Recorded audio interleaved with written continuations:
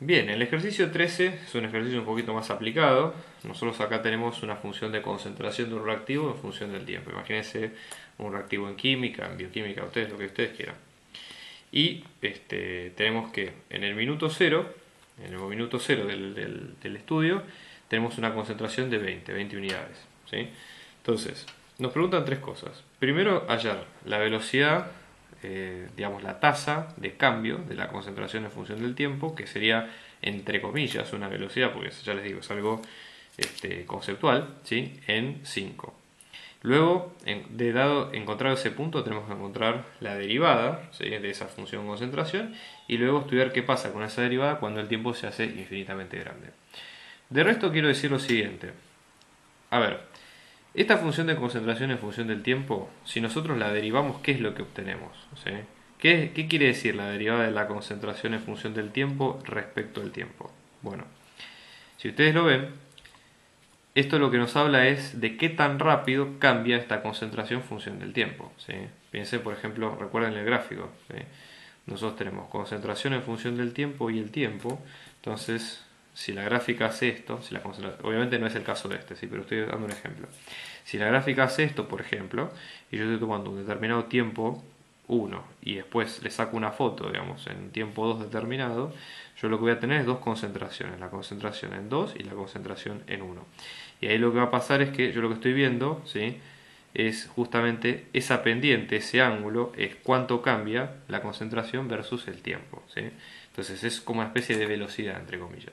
Entonces, una forma práctica de poder resolver este ejercicio es, primero, encontrar esa función, que es lo que nos pide en el punto B. Porque eso después nos va a servir para el resto de los ejercicios. ¿Sí? Tratar de encontrar esa función, ¿sí?, y estudiar cada uno de los casos particulares. Entonces, por ejemplo, ¿cuánto es la derivada, la función derivada en función del tiempo de todo esto? Fíjense que esta es una función suma. Entonces tenemos la derivada de 20 que nos da 0, ¿sí? 0 más la derivada de esto que nos va a dar 70 por, acá tenemos una composición de funciones, bajo multiplicando el menos 0,1t, ¿sí?, la derivada de 0,1t por e a la menos 0,1t, lo cual esto nos va a quedar, ¿sí?, como que la concentración en función del tiempo nos va a quedar como menos 7 por e a la menos 0,1t. Esto sería la función de velocidad en función de concentración en función del tiempo. ¿Sí? Que ahí con esto ya sacamos el punto.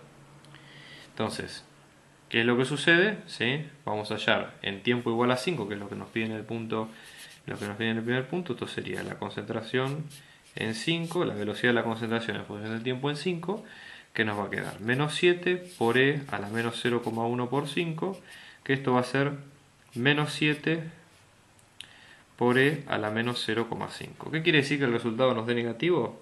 Básicamente no es que la concentración sea negativa, sino que la concentración se está desacelerando. Es decir, es al revés de lo que pasa en este comportamiento. Si nosotros graficamos esta curva, la curva va teniendo pendientes negativas porque se va desacelerando, o no desacelerando, porque eso está mal dicho, pero quiere decir que la tasa de concentración es negativa, que cada vez la concentración va a ir decreciendo. Ahí está, eso es desacelerando, quiere decir que yo tengo que derivar esto dos veces, no me quiero meter en eso ahora.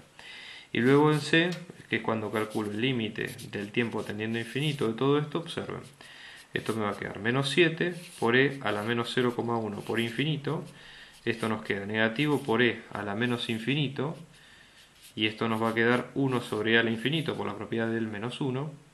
E a la infinito nos da 0, o sea que nos va a dar un número negativo sobre algo que tiende a ser 0.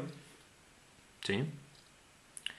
Entonces, en este caso, lo que vamos a tener es, entonces esto tiende a ser infinito, por lo tanto esto tiende a ser 0. ¿Sí?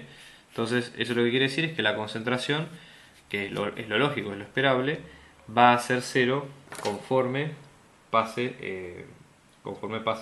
el tiempo y se extienda hasta infinito.